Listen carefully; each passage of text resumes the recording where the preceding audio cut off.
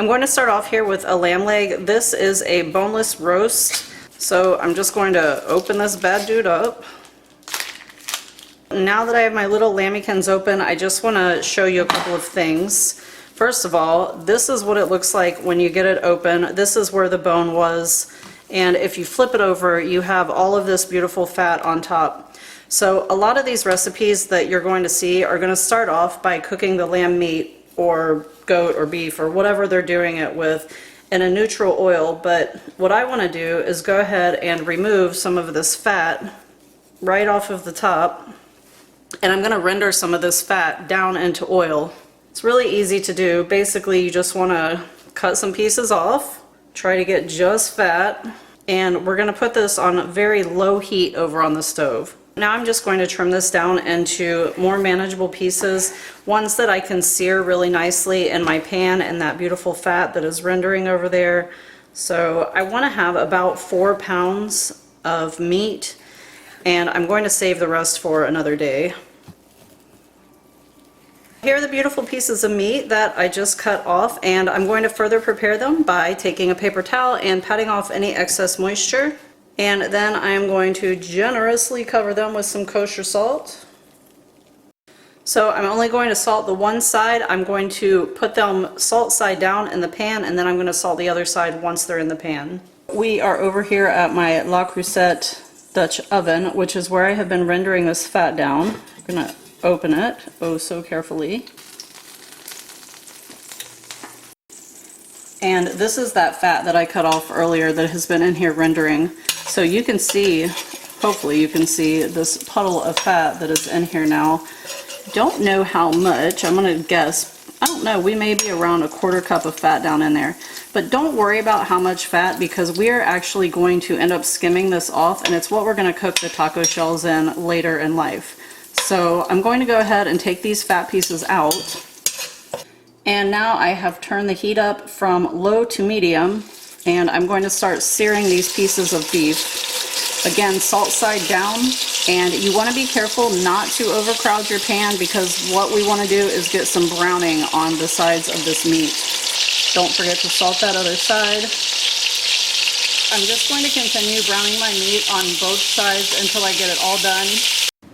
So this is my very sexy brown meat. I'm going to go ahead and let this cool for a little bit, and then I'm going to cover it and put it into the refrigerator. Meanwhile, over here, I'm getting my chilies ready. So here I have a Guajillo chili.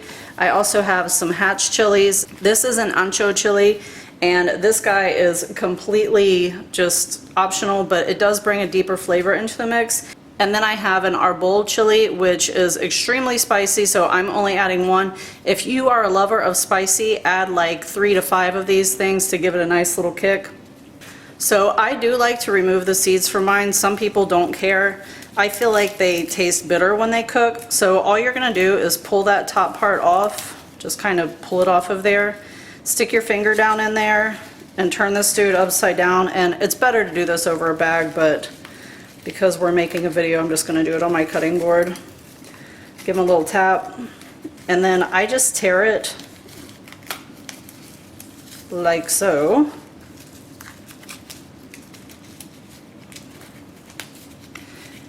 Get down in there and pull these ribs right here. That's what holds the little seeds. I like to take those out as much as possible, and the seeds. So I end up with a nice clean chili pepper on the inside, which is going to look all beautiful like this one when it's all done. Yep, except that seed that I missed. But that is what ideally they look like for me before they go into the pot. So I have 2 ounces of the Guajillo. I did 1 ounce of the hatch. This guy weighs almost 1 ounce by himself, this Ancho. So I have 4 ounces of chili, basically 1 ounce per pound of meat, and then I have that little spicy guy running around on here. I'm going to go ahead and get these guys ready. So I have my chilies set over to the side, and I'm just going to rough chop 3 onions, just so that they're quartered like this. And now that all of my meat is done browning, I'm going to go ahead and add my onions into the oil, along with a nice pinch of salt. And give those a stir. I'm also going to add in my chilies. I'm going to let this cook for 3 or 4 minutes, stirring occasionally. When my onions have mostly come apart and it's looking all gorgeous like this, I'm going to go ahead and add in 9 cloves of garlic. Give it a nice little stir, along with a pinch of salt.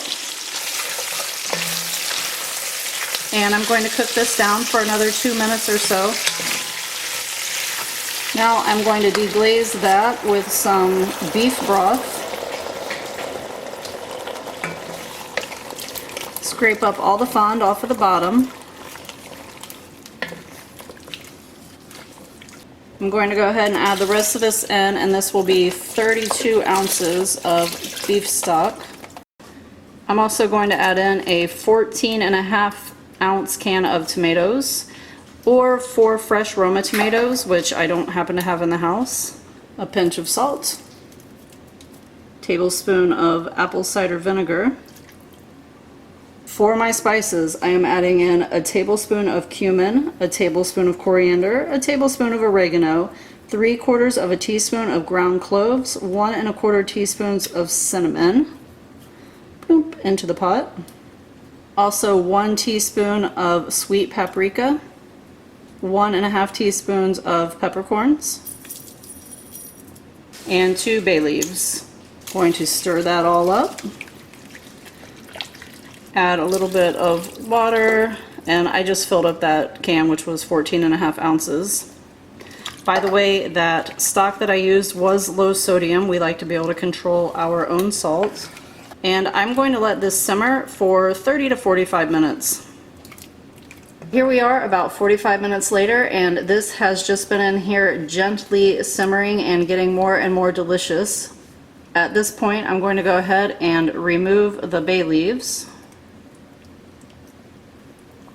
And then I'm going to take my immersion blender and blend away. If you don't have one of these, you can let it cool a little and do it with a regular blender.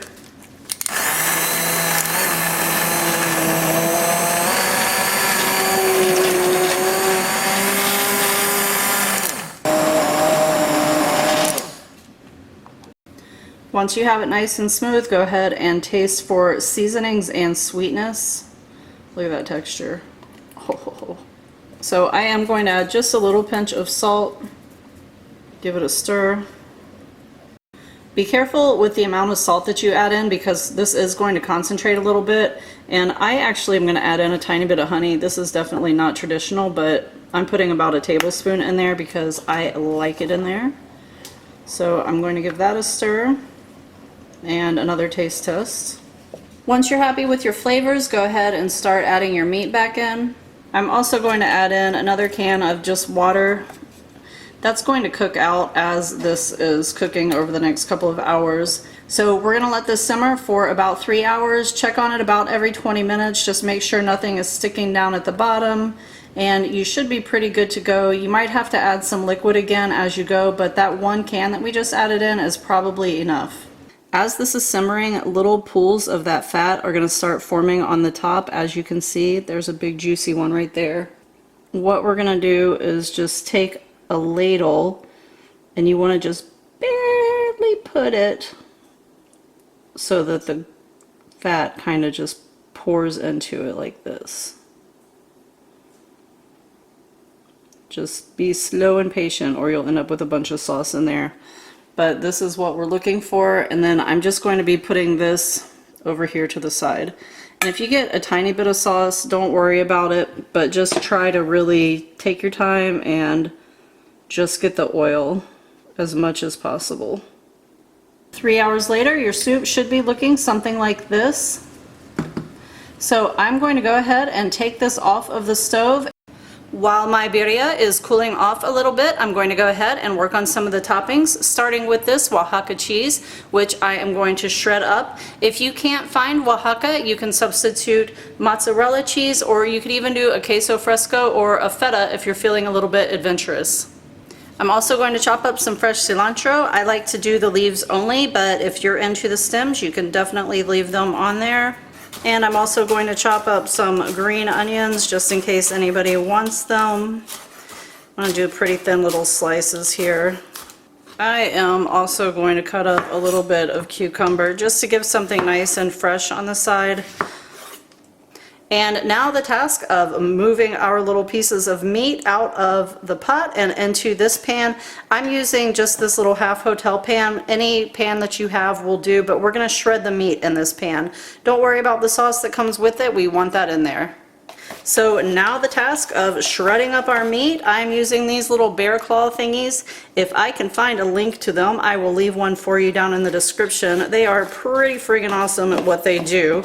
And if you don't have them or don't want them, you can use a couple of forks. It's not quite as easy, but they will work. Or you can do it by hand or chop it with a knife, whatever. But these are pretty great, as you can see. So I'm going to go ahead and finish shredding this up. Honestly, this meat just pretty much falls apart all by itself anyway. And here we are, all shredded up and beautiful, and you can kind of hear how moist it is. You want it to be saucy, but not too saucy, because if it's too saucy, it's going to be too wet inside of your taco shell. So I'm going to add just a couple more spoons of the sauce. Of course, the sauce is going to be there for dipping anyway, but I'm just going to do a little bit more and kind of work it in there. So hopefully you've already done plenty of taste tests, but we're going to go ahead and do a final taste test before we serve. I actually think I'm going to add a tiny bit of salt, but other than that, it's fabulous. A little bit of salt. And we mix. Taste test it again, do any adjustments you need to do, and then we're going to put these bad boys together. Okay, so this is the bounty of oil that I got, and there is definitely some sauce in the bottom of this, but that's okay. And you're gonna see most of the videos, they are going to just take the whole tortilla and dip it in. But since I did this in a measuring cup, I'm just going to put some of the oil right onto my little flat top here. And I'm gonna use a brush to kind of spread it a little. So I have these on here, and what I am doing is I am just flipping them about every 15 seconds. I'm looking for them to start to think about crisping up a little bit, and when I can tell they are starting to crisp a little, I'm going to go ahead and add in the cheese. You want to flip them about every 15 seconds until they feel like they're starting to crisp. So that's going to be the big difference in using just the oil or the sauce, because the oil is going to allow these to actually get crispy. If you use just the sauce, you can end up with something kind of soggy. So I'm going to go ahead and cheese them. Give them a nice little piece of meat there.